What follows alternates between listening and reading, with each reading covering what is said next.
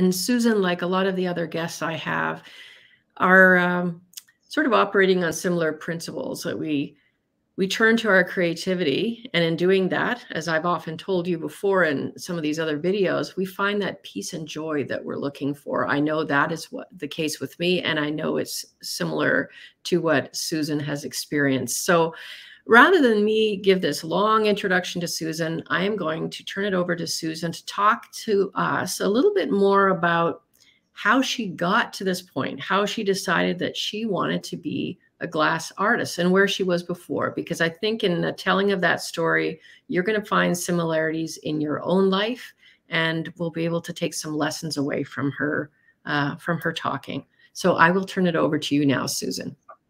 Well, thank you, Lisa, for inviting me to be part of your YouTube channel.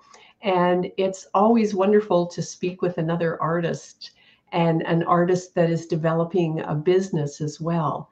And how do we marry those two concepts? How do you stay creative within whatever you've selected? And maybe you're a chef, or maybe you're an accountant. And how do you stay creative within the skill set that you've chosen to work in and explore? And it's part of my journey is to marry those two, or at least have them look at each other and get along. And for me to stay in my heart first. And always it's about strategizing and about planning and so on. That's the mind piece. But for me to stay really true to going forward in the business piece with my creativity and imagination.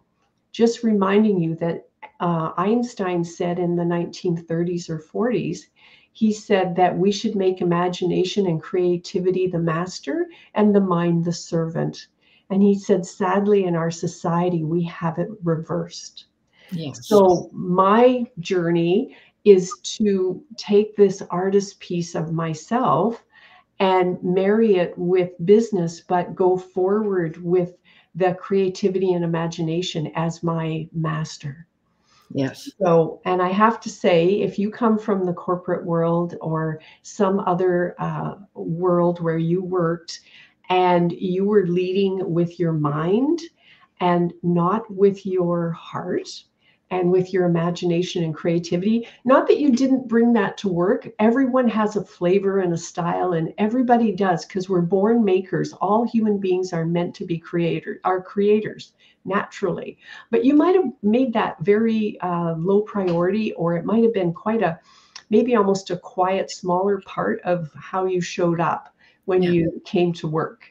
And I know that Lisa, from what I'm learning about her wonderful passion and the business she's developing, is to help people just to bring that creative, imaginative part of you more into what you're doing right now, and to help it guide you in terms of any other choices that you might have down the road. And I know it's really scary to change and lean into discomfort. I do it all the time, and it's still scary. It's always going to be scary. It is, because it's, if anything, the next thing I do is unfamiliar to me, maybe not scaring me blind, senseless. Sometimes it does, but other times I'm just scared because it's unfamiliar territory. And I haven't got my chops yet. I haven't got the momentum of that new whatever it might be. And so I'm uncomfortable. So how do we go forward? Feel the fear and do it anyway. Lisa and I talked about that, and I'm sure you feel that too. But how can we bring that a little more peace and calm to that feeling of unfamiliar territory, or gee, I'm thinking of pivoting and turning in a different direction with my job or my career or my interests? How do you do that and feel uncomfortable? Because you can't make that go away. Yeah. But how can you have just a little more trust in yourself and self-love and calmness and peace inside of you as you face that unfamiliarity? So how did you, because I think it's really interesting to hear, like, you came from a corporate world, discovered this whole world of glass art. And I know there are times that all of us, and you've kind of alluded to that already, is that we have those moments of imposter syndrome. Like you hear that term overused actually, but there is truth to that. We all get into our own heads and get in our own way. At any moment in your path, have you been there? I think you've alluded that you've been there a few times. How do you get yourself out? Who do you turn to that kind of support that I think we all need? Yeah, good question. I think in many ways, I'm the poster child for Carl Jung's disowned self. And I disowned, meaning I disowned that creative, artistic piece in me for a long time. Basically, from age 10, I put all my art away because of parent and societal and school messages about you'll never be an artist. You can't make a living as an artist. Get serious about life. Get into some kind of either work or academic stream, and follow that part. And so the heart part of me being creative, and I could have brought my creativity in terms of painting, and I love painting and construction paper and all that, those mediums at that time to express myself. But I listened to the messages, and there's lots of people that just tell their parents, forget it, I'm going my own way. I wasn't one of those people. I listened to authority and put that part of myself away till I was 47. And I had 2 teacher career burnouts at that point. And I was, my pilot light was getting very dim. In other words, that creative piece, and certainly the mind was the master. Absolutely. I should do this, and this is how you make money, and this is, how you fit into the box, and be careful what you say, that sort of thing. I definitely had some freedom as a teacher, and I was good as a teacher. And I think a big part of that is because I was intuitive and creative in my teaching, but still I kept that part of myself as secondary. Yes. And the way and basically, and then I had a corporate burnout about 14 years after the 2 teacher burnouts. And that was my worst one ever. But the bottom line is, it's people knowing who I am and calling me on the fact that I'm not really being who I am, who I really should be, and fully expressing myself. So my way of working through those burnouts was always with love and support. And it was kind of like I used to tell my students, because, when I was a dental hygiene teacher. This is a very expensive course. A lot's riding on this. You have national boards to write. You don't just pass the college exams. There's a lot of pressure. Yes. And I used to say to the students, I'll love you till you love yourself. I'm here. I'll always be here. I have faith in you. I know you're smart. I know you can do this. And I know you can't make that dental instrument do what you want it to do. And you've left the clinic in tears again. But I will love you till you love yourself. Well, basically, the bottom line in any of my burnouts, and every time I'm not an artist, other people are, my dreams can't come true. Other people's dreams can. I don't deserve. I'm not good enough. That has always been the main part of championing. That has been learning to love myself by having other people love me until I can love myself. So in a nutshell, and there's lots of different stories about how that happened, each burnout, and how I came through it. But basically, that's been the main tool in my toolbox. And then definitely isn't that true, though, that I'm hearing you and you're giving advice to your students, but sometimes we're great at giving it out to other people, not so great at taking it ourselves. Like, I had a very elucidating, gut-wrenching conversation with one of my past students who's a personal friend. 20 years later, we're sitting having dinner together because we're very close friends. And she was my hygienist cleaning my teeth at one time because she owns a dental hygiene clinic. And she said to me, she said, Susan, you were so amazing at giving everyone second and third chances. You never judged. You always found a way to help us. And she said, but I've noticed you don't give yourself second and third chances.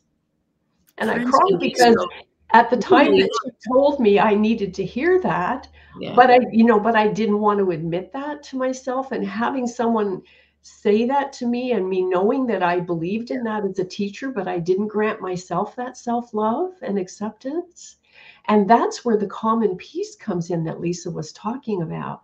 Because what I'm doing, the role of where my glass and my design work is going in developing my business, is all about helping to create peace in the world. Well, how do you do that as an artist?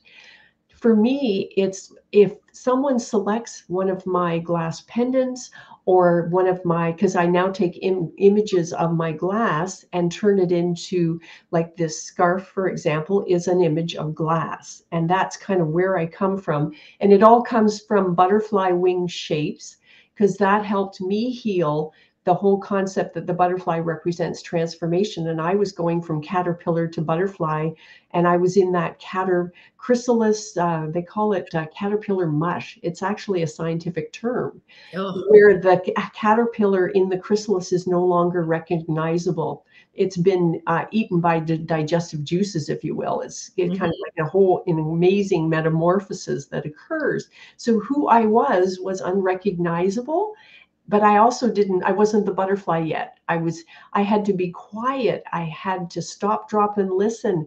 I had to wait and wait and wait and be patient.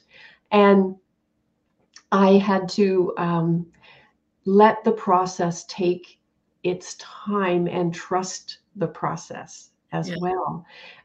So it was very good for me to get that feedback from someone who had experienced me giving it to them, and that has stayed with me forever. And again, that was somebody loving me before I loved myself, right? That was, And the other gift is finding that form of art in the first place. And you found that, you had indicated to me that you had found that when you were, was it on vacation with your husband in Kauai? Is that yeah, how you discovered it? yeah, we What had. was so magical about that experience that stuck with you and that something you wanted to pursue? Well, I was crying out inside, to what if could I be an artist? I don't know. Like, I married my husband, part of that disowned self. I married my husband because he had been an artist all his life. And he had been told by his parents, and he had this quiet acceptance, no ego, not boastful in any way, but he was truly creative and an amazing artist. And he had been a stained glass artist and done amazing architectural work. And he had tried to teach me stained glass. And because I'm a dental hygienist, I was quite good at cutting glass. We've got good hand skills. And but it didn't speak to me. It just didn't resonate. But obviously I'd played with a bit of creativity through him.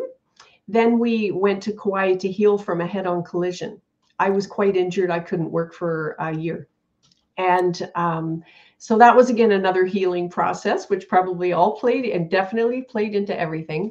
But we went to Kauai, and I saw a notice for fused glass. All I knew is it involved heat. I didn't really know anything else. And I said to my husband, let's go to this workshop because we're in Kauai for 6 weeks. It was 2 Saturdays, I think. And it could have been 2 full weekends. I can't remember now. And he was game. We got there. There were 20 artists from all over the island, every art form you could think of. And of course, my husband's comfortable learning this thing called fused glass because he'd been a glass artist for 20 something years already. And I looked at everyone and I said, I'm out of here. I'm the only one here that's not an artist. Talk about imposter syndrome and disowned self. I'm out of here. These are artists. You're an artist. I'm such a fake. I can't do this. He says, come on, honey. it's just, we're just going to do a little test tile. It's just going to be play. And I said to so I calmed down a little bit, and I saw this beautiful wind chime before we walked in the studio. And I said to the teacher, "Oh, who made that beautiful wind chime?" And he said, "Oh, that was a 5-year-old last week in a workshop." And I said to my husband, "I'm definitely not going in here." I'm leaving. And at that point, everyone was entering the studio, and my husband pushed me over the door sill, and I got in the back of the workshop, and I couldn't get out. I was trapped.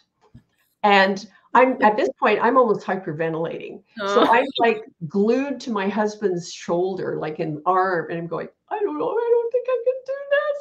And so I made my blob. I managed to stay there and calm down my breathing. And of course, my husband, he made this beautiful little fish, because he was a stained glass person. No one else was. They were all painters and dancers and photographers and sculptors. So he made the best piece of the class. You're going, well. And I made my blob. And so we went back to the where we were staying. And my husband took a picture of me doing this. I actually took pencil crayons and sketch paper with me in my luggage. So obviously something was percolating, right? Yes. And he's got a picture of me with pencil crayons. And I still have this drawing of my first time picking up pencil crayons since age 10. And I was drawing a bird of paradise flower in the garden right after the workshop. So something tickled me, even though I felt the fear, and I did it anyway. And I was so scared. And I started to draw this flower. And then things kind of heated up after that. And at that time, I actually quit dental hygiene for a while. Not a good idea, because I had to get my license back. Wouldn't recommend it. But anyway, I felt like I had to walk away. Yeah. And I knew how to teach. So you know what? I opened up Shards Glass Studio and started teaching workshops. And I had those 2 workshops and then another weekend in Vancouver with a teacher. And my husband said, "You don't know fused glass. Like, you barely know it. And you're opening up a business to teach workshops? What?" And I said, "Yeah, but I know more than the students." But see, but that is how you're supposed to start. Yeah, but I started with something I was familiar with, and I set up the glass workshops, and I still teach glass workshops to this day, mostly private rather than scheduled like I used to. But I set it up like a dental lab, and it works like a hot damn. The promise I made to my students is that when you're in a workshop, every tool you need is 1 arm length away. You don't have to lean over a person. You don't have to stand up and go to another table to get it. And you don't have to wait for the scissors. Because I was in workshops with brilliant, brilliant artists in Portland. And I had to wait a half an hour for a pair of scissors, and I could not go to my next step until I got those scissors. It was wonderful to have that experience, because I said, if I ever teach workshops, or as I was setting this up, I will never do that to someone. But so sometimes, you get the cautionary tale, and you learn how to be better by not necessarily getting brilliant instruction. I just think that's clever how you adapted what you knew was an effective work environment as a dental hygienist, and then carried it over and said, well, if everything is, you're not reaching for anything, it's kind of a safe environment. It's just like you just carried it over. But I like the simplicity of it. It's like, yeah, I can teach. I've taught before. I can do it. Yeah. I think we overcomplicate it. I know I do. I think we overcomplicate things. We're seeking for perfection, but in doing that, we never get started. And you just move in. So bravo to you. Yeah, thank you. It was, and I started making money while I learned. Because what it is my husband was absolutely right. I needed to learn fused glass, and quickly. I didn't know what I didn't know. And because he was a glass artist, even in stained glass, but he also knew the physics and chemistry. He was very good at physics and chemistry. There's a lot of physics and chemistry in glass work. And if I ran into a problem, I could go, why is that air bubble there that just ruined my plate completely? I have to take a hammer to it. And we would problem solve, why did that bubble happen when it wasn't supposed to be there? So I was able to, while I was getting some money from the workshops, I was able to, keep learning my glass art, because I did need to roll up my sleeves and spend many years doing the art and showing up to do that, as scared as I was. Yeah. Because I wasn't an artist. Remember, my husband was, not me. Well, in your mind, I think you always had it. Like the fact that you had happened to bring this other stuff, like the crayons with you on vacation, that spoke to there was something stirring, like you said, already. The 10-year-old in me said, it's time to come out. Yeah. It's time to come out. And I had the love and support of my husband and my friends to take that leap. And I was terrified, because I still didn't know when I was an artist for another 2 years. And so I drove my husband crazy. What advice would you give before we can tell all the people, all the places they can find you?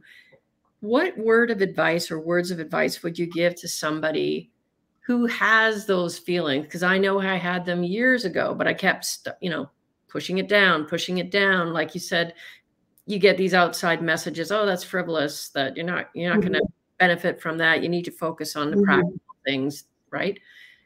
What advice would you give to somebody who thinks there might be something there, that they've been inspired by, let's say, something they saw on Pinterest or something they watched on television, and it caught them in the moment, actually actively thinking about it? What advice would you give them to discover? My advice is, don't put any pressure on yourself. The creative forces inside all of us human beings do not want to be pushed and cajoled. It is free form. It's free. If you think about yourself being a wild woman, free spirited, and that's the creative piece, don't scare the bejesus out of your inner child and your artistic self. Don't spook them. They haven't been out for a while, so you have to be really nice and coax them out. So I'm going to take a pottery class and with a girlfriend, and we're going to have fun, and we'll have lunch afterwards, or, we're going to do this after work.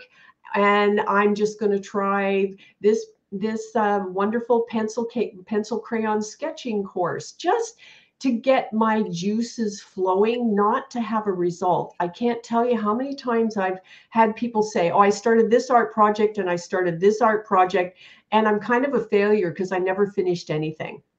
And I'm going, wait a minute, aren't you just playing and getting your body and your mind moving into the creative milieu? You're not supposed to finish anything. That's the business, corporate, professional part of you going, get her done. And stop it.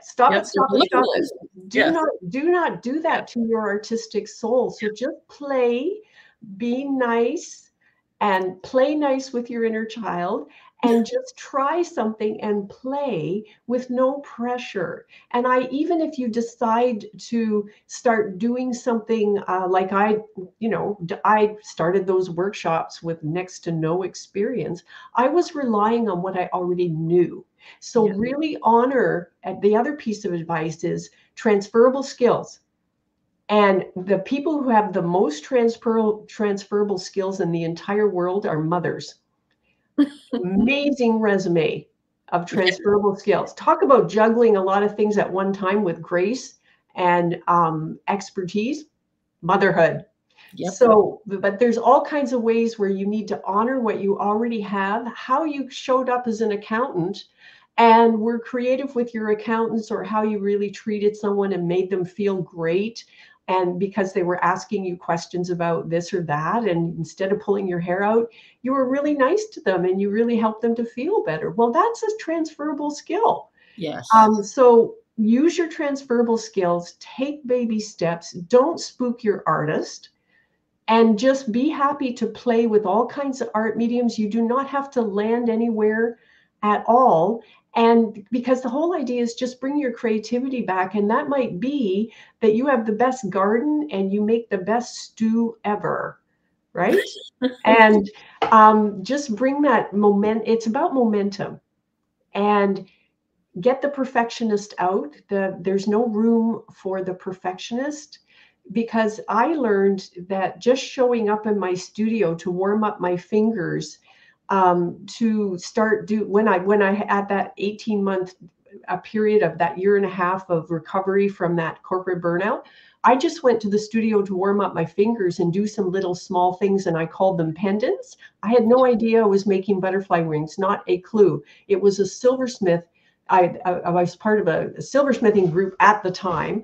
I posted this one little pendant I made because I was actually trying to make, I was warming up my fingers to do a big competition, like 20-inch glass piece, which are normally the size of what I was entering in juried art shows.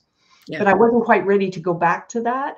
So she said, "Oh, that looks like a butterfly, Susan." I said, "Does?" And sure enough, it was a butterfly wing. And that's when You Can Fly series and butterfly wings and transformation and women's stories. And now I'm putting it into other items so that there's more one-of-a-kind butterfly inspired designs that you can buy, and not just jewelry. And so you would see that if you go on my website, so on and so forth. But basically, warm up your fingers, meaning warm up your soul, with something like pencil crayons, with something like go to a little Nia dance class.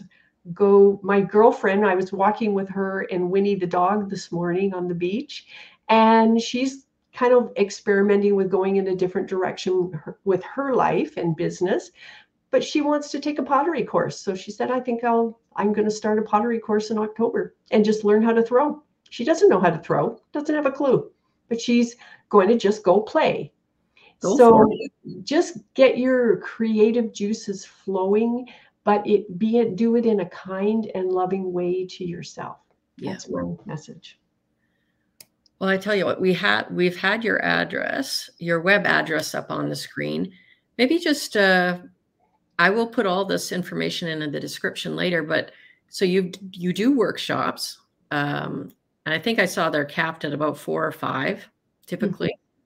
So I do private workshops. Oh, and private. You have to be in the southern Vancouver Island area, or you're coming over as, all I need is 4 people, 4 to 6. I cut my group sizes down. So sometimes tourists, or I had a girlfriend group from Vancouver come over because they were having a girlfriend getaway. So 5 of them came to a private workshop. Another one, they were celebrating one of the women's birthdays, and they always get together.